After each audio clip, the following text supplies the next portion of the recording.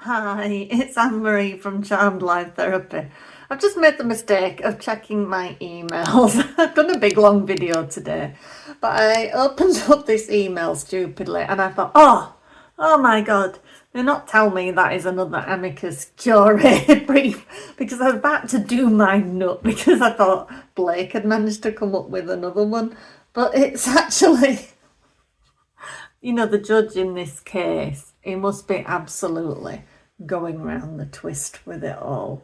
This is a motion for leave to file an amicus curiae brief. Somebody called Thomas Carver, an independent person. So, well, what he wants to do is file an amicus brief in support of all the public interest concerns arising from the inclusion of personally identifying information of non-parties within the public docket in this matter. So I don't know if he's a bit late in a way, although it is still helpful, because as we said the other day, even the Wayfarer parties are guilty of this one, and there were the two addresses put on where Isabella Ferrer might have been found if somebody wanted to attempt finding her at those addresses. So it is a real problem, this, and it's like I was saying and others have said, can't understand why it's not just the done thing to redact addresses, phone numbers, emails, because the public do not need to know those things. So he's quoted some case law, and it says, I, Thomas Carver, respectfully move for leave to file the attached amicus curiae brief addressing public interest concerns arising from the inclusion of personally identifying information of non-parties within the public docket in this matter. I'm a private citizen residing in Pueblo, Colorado, with no personal or financial interest in the outcome of the underlying litigation. My interest lies in the broader implications of the court's handling of filings that may expose non-parties, including online commentators, content creators, and subpoenaed witnesses, to potential harassment or retaliation for lawful expression protected under the First Amendment. And right after this pops in, there's another one from J Alexander Townsend, who I believe was the Popcorn Planet fan, that wrote a very excellent brief before our motion that was dismissed. It wasn't allowed, but he did a wonderful letter, and I've just basically skimmed it, but it looks like he's done another one. I don't know if he's secretly Thomas Carver on the side. I don't know, but it's that both of these things have come through together at the same time, so you can't rule out anything. So, reasons for the proposed brief. Based on publicly available docket entries and reporting, certain filings in this case have included home addresses and telephone numbers of non-parties, including subpoenaed witnesses. In at least one instance, photographs of minors who are not parties to the case, that's Perez's, information concerning individuals whose only connection to this litigation appears to be their public commentary on the case. The public disclosure of such information in court filings risks 1. Creating a chilling effect on lawful free speech, 2. Exposing uninvolved members of the public to harassment or intimidation, 3. Undermining public confidence in the judicial process. And I think it has rocked our confidence in the judicial process, this one. Relief requested. I respectfully request that the court grant leave for the attached amicus curiae brief to be filed in the docket of this case. The brief urges the court to... Liman is going to be so pissed. Review filings containing personally identifying information of non-parties, including subpoenaed witnesses. Consider ordering redaction or sealing of such information. Issue guidance to counsel to ensure compliance with privacy protections moving forward. For the foregoing reasons, I respectfully request that the court grant this motion for leave to file the attached amicus curiae, respectfully submitted 14th of August. So the brief is: Introduction. Amicus curiae Thomas Carver respectfully submits this brief to assist the court in considering the public interest implications of including personally identifying information of non-parties including subpoenaed witnesses, in the public docket of this case. This brief does not address the merits of the underlying dispute between the parties. Instead, it focuses on the broader constitutional and procedural concerns that arise when members of the public, particularly those engaged in lawful commentary, are exposed to potential harassment or intimidation through unredacted court filings. And it is really, really interesting, isn't it, now that Justin's arguments and that, as I mentioned in the last video, are now pushing towards this constitution element of he had a right to defend himself, he had a right to speak, people had a right to speak on his behalf. It's funny how this case is now turning into this in her goal of proving retaliation, defamation and all of that. She's literally tried to rob people of free speech, and it's showing up all across the case, isn't it now? So, interest of Amicus Curiae. I'm a private citizen residing in Pueblo, Colorado, with no personal or financial stake in the outcome of this litigation. My interest lies in the protection of First Amendment rights, the safeguarding of personal privacy for non-parties, including subpoenaed witnesses, and in the maintenance of public confidence in the judicial process. In recent years, the accessibility of court filings through online databases has significantly increased the potential for misuse of publicly available information. When non-parties are identifiable in court records, including through their home addresses, telephone numbers, or images of minors, the risk of harassment, doxing, or other retaliatory acts rises substantially. Factual background. Based on publicly accessible docket entries and news reports, it appears that certain filings in this case have included names, residential addresses and telephone numbers of non-parties, including subpoenaed witnesses. In at least one instance, photographs of minors not involved in the litigation. Information identifying individuals whose sole connection to the matter appears to be their commentary on the case in public forums or on social media. While the inclusion of relevant evidence in litigation is sometimes unavoidable, these disclosures raise serious concerns when the involved persons who are not parties and have no formal role in the proceedings other than being subpoenaed or otherwise referenced. 4. The argument. A. Public disclosure of non-party personally identifiable information, PII, can chill lawful speech. The First Amendment protects the right of individuals to express opinions on matters of public concern, including commentary on ongoing litigation. If members of the public come to believe that lawful expression could result in the public posting of their private information, including images of their children and their banking details, they may self-censor to avoid such consequences. He didn't put the banking information, that's me. This chilling effect runs counter to the spirit of open public discourse. Existing rules support protection of non-party privacy. Federal Rule of Civil Procedure 5.2a limits the inclusion of certain personal data in court filings, including dates of birth, home addresses, and the names of minors. Moreover, this court's own privacy policies encourage redaction where disclosure could cause harm to non-parties. I don't know if he's referencing the recent ruling there. These principles are rooted not only in privacy concerns, but also in preserving the integrity and fairness of judicial proceedings. It's kind of embarrassing for Judge Lively, is this? Judge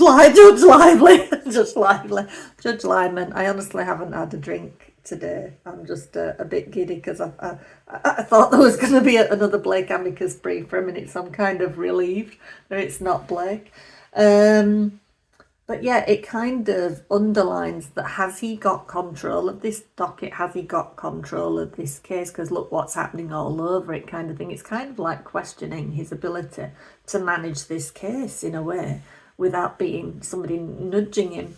The court's supervisory authority supports targeted redaction. Courts have inherent authority to manage their dockets, to prevent abuse and to protect non-parties from unnecessary exposure. See Nixon versus Warner Communications Inc.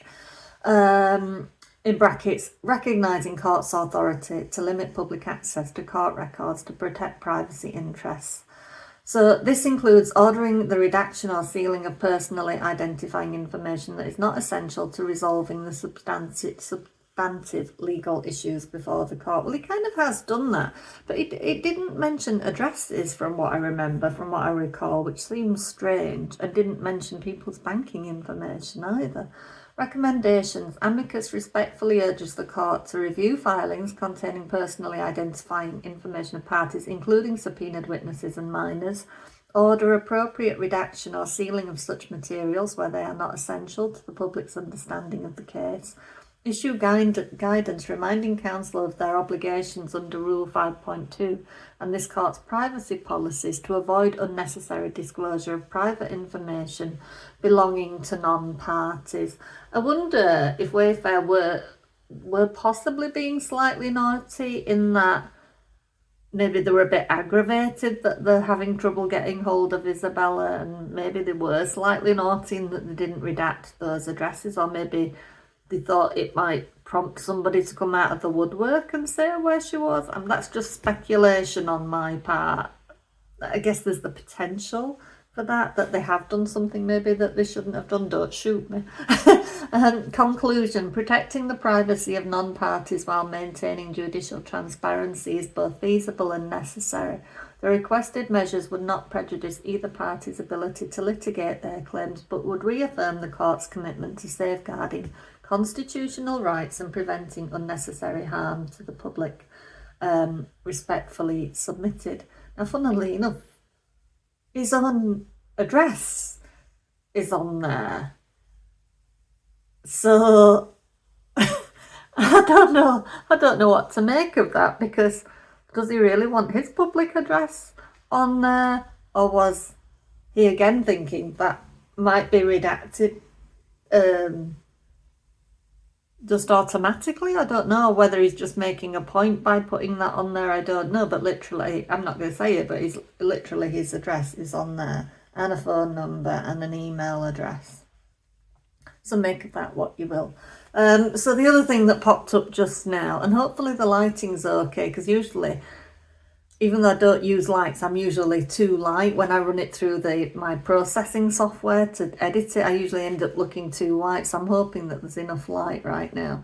But yeah, so we've got another letter that's dropped from J Alexander Townsend, and he's very good at writing, whoever this guy is. I do like him. He should. I don't know what he does for a living, but he could do with advising some courts and stuff. Blake Lively could do with hiring him, I think. So it's addressed to Judge Liman, obviously. I recently made a motion to intervene in this case, Docket 462. That motion was denied. He was the guy that didn't like that content creators were being affected by it all, and his arguments were based around the fact that it might interfere with his enjoyment of publicly available content, basically, and he made one really good arguments for it. It sounds like it should be silly in hindsight, but it isn't. So that's found at Docket 462 if you want to go look for it on court, listener. So that motion was denied. I believe that was the right decision. I had every right to make the motion, and the court had every right to rule against me. Perez should reach out to this guy, I think. And your decision was clearly and legally valid. I accepted that it was too tangential to the case. I was fully prepared to leave the case alone. However, the plaintiff saw fit to draw me back in. I have since received word from a particular online platform that my own personal information is now subject to subpoena in this case. As most are well aware, anonymous speech is a protected right both in your country, there's some case law there, and my own. There are reasons why I would prefer that my username, handle, and in fact my presence on a particular online platform not be linked to my public identity. I have said things online that I would prefer people in my personal life not linked to me. For example, I have taken stances on moral issues, and I don't want that to be misinterpreted or for it to cause emotional damage to people I care about. Also, unfortunately, I have people in my extended family who are platform prejudiced. Some have derided all those conspiracy theorists on Truth Social and 4chan for being full of incels. I would prefer that my family relationships not be strained unnecessarily by prejudices, even where I may not yet be aware of them. I would prefer not to have to decide whether, given my personal circumstances, I can move to quash until the question is ripe, as this puts at issue the risks of exposing my link to a particular username in question. With this in mind, I make this motion to preliminary challenge the validity of all of those certain subpoenas to non-parties based on what I believe to be the frivolity of the underlying claim of retaliation by the plaintiff. If a legal threshold is determinative of this matter, it is in the interest of the court and indeed the parties, as it is, among other things, economical.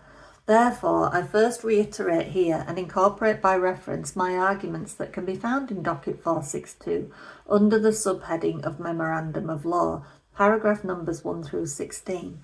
To summarise, this reference states the argument that plaintiff cannot cause application of the underlying statutes proscribing retaliation to the events of this suit if it infringes on the First Amendment in a way that does not meet the strict scrutiny standard.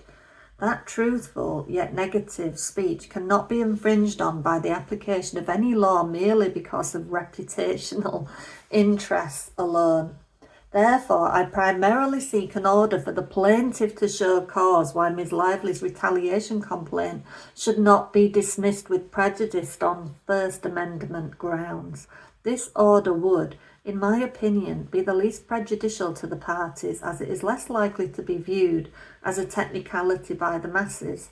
However, in the event the motion for this order is denied, I seek in the alternative that the retaliation claims be dismissed without prejudice, as Ms. Lively has admitted that she herself has no facts or evidence to form a reasonable basis to sustain this particular claim. See docket number 5961, page 4, line 22-23. As well, I feel I have insufficient standing to properly invoke, I don't know what lashes is, to seek this alternative to be with prejudice. Let's just quickly Google lashes. You people out there possibly know what lashes is, or it might be lash, L-A-C-H-E-S. Unreasonable delay in asserting a claim, which may result in its dismissal. Unreasonable delay in asserting a claim. Right, okay. Where was I? Okay. A couple more things to clear up, so please bear with me. I hereby and through the court serve informal notice to the Lively parties that should I decide to move to quash, I will be forced to question the reasonableness of leaving my sensitive information in the hands of counsel for the plaintiff, given, despite the protective orders and rules of procedure, the circuit, the district, the courthouse, and indeed the individual rules of this court, their monumental lapses of late. I will be citing both their recent appearance of unethical and or possibly negligent practices of evidentiary leaks, as documented by several other interested non-parties, including Mr. Perez Hilton, who, despite certain irreverences, has made some reasonable arguments. As well, I will be raising my own concerns of possible incompetence, or at the very least severe tactical errors, to wit, one of the main lawyers for the plaintiff who dealt with the CRD matters, 1. Failed to file a signed authorisation from her client with the CRD as required by statute before she filed the complaint on her client's behalf. We have said before she rushed this CRD to get it out, and that's why Jed Wallace has become a big thing in all of this. She didn't want him in that lawsuit, as we know. 2. Failed to name the actual recipient of her client's occupational work in the CRD complaint, thereby precluding her client from legally having the right to sue It Ends With Us Move It LLC at all. Is that to do with the fact that Blake was contracted out by her own company? That might be referring to that. I said it earlier in the video. I've said it today earlier that they never clarified this idea of Blake herself wasn't employed by Justin. She was employed by her own company who kind of contracted her out to make It Ends With Us. 3. Misrepresented or perhaps misapprehended her client's role in the economic relationship, stating her client was an employee of the parent company of the company she actually performed second-hand contract work for. I think that's basically what I'm saying. failed to file further required paperwork with the EEOC to enable her client to have any claim at all to Title VII relief. She turned down that opportunity to have that investigation that she could have had. 5, failed to advise her client not to leak the draft CRD filing to the press, as doing so violated criminal law in California, Penal Code S.637, causing her client to unwittingly disclose private communications she was not a party to the world. He's really good, isn't he? The other main lawyer has engaged in actions that do not evince an understanding of the legal requirement to mitigate damages before filing a lawsuit. It is clear that not only has he not properly advised his client to mitigate her own damages, so to kind of, not make things worse, as Justin has detailed in his argument that we went through today earlier. He has allowed her to proceed in a course of unbelievable aggravation of her own damages. Not only that, but his filings do not show that he understands opposing parties' role in mitigating their clients' damages. Justin Baldoni hired PR consultants to mitigate his damages that occurred at the hands of Blake Lively in 2024. He was required by law to mitigate his damages prior to filing a lawsuit. This is amazing. That mitigation involved PR counter-narratives. Since this was all done in preparation for litigation, any conversations they had amongst themselves are privileged. Mr. Gottlieb's actions give the impression of an inability on his part to countenance that fact as confirmed by his recent filings seeking those communications. Both lively firms have shown they've ostensibly misunderstood their own propoundings to parties. They asked which journalists a party communicated with. Then they asked the court to make the quantum mental leap that any answer given automatically means said journalist was paid by the party to report slanted news on their behalf. As one social media post put it recently, that's as illogical as saying Woodward and Bernstein asking Nixon for comment automatically means Nixon paid them to publish the Watergate scandal. I don't know if that was on Popcorn Planet, maybe. Are such seemingly unethical or incompetent or merely uncaring actions supposed to mollify people that such lawyers are worthy of trust in securing people's sensitive information? They have already leaked phone numbers, addresses, even medical data.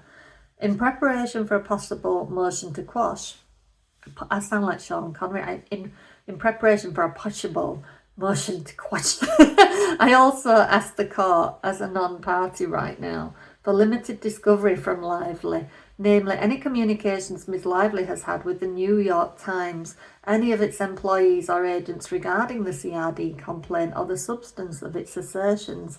As well, I asked for the full, unredacted transcript of the deposition from July 31st, 2025.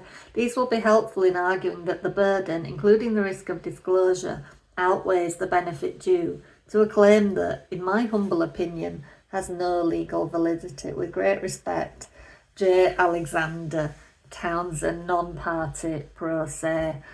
So I wanted to bring that to you quite quick because A, tomorrow's Saturday and I don't fancy doing it Saturday if I don't have to, but B, I kind of freaked out because I saw Amicus Curiae brief and thought I cannot handle another Amicus Curiae brief, so I was so relieved when it wasn't to do with Blake that it was coming from somebody else. But isn't this guy, I don't know who he is, J Alexander Townsend, but he's very, very impressive, and even if it comes to nothing, it states in a nutshell some very clear problems that Blake had and reiterated that nobody has had her back in this thing.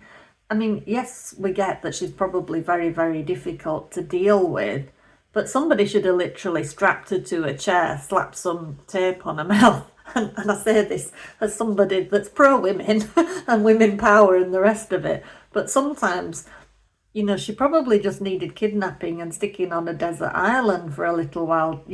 Somebody should have done something really. And that's kind of what's being said here. It's reiterating Justin's arguments that I went over earlier, that she was allowed to make everything worse for herself. And I think that's a really good point, an amazing point that nobody's come up with.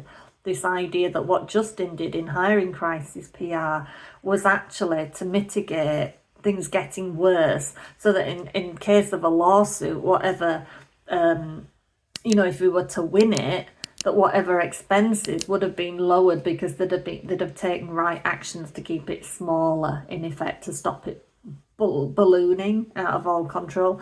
Whereas Blake has allowed it to grow and get wings and balloon all out of control, and talk about treble damages and all the rest of it. So I wanted to bring that to you fast, and I hope you enjoyed that. Hit that like and subscribe and share if you can. Love you all. Glad you're here. You're making some lovely comments for me, and I really, really appreciate it.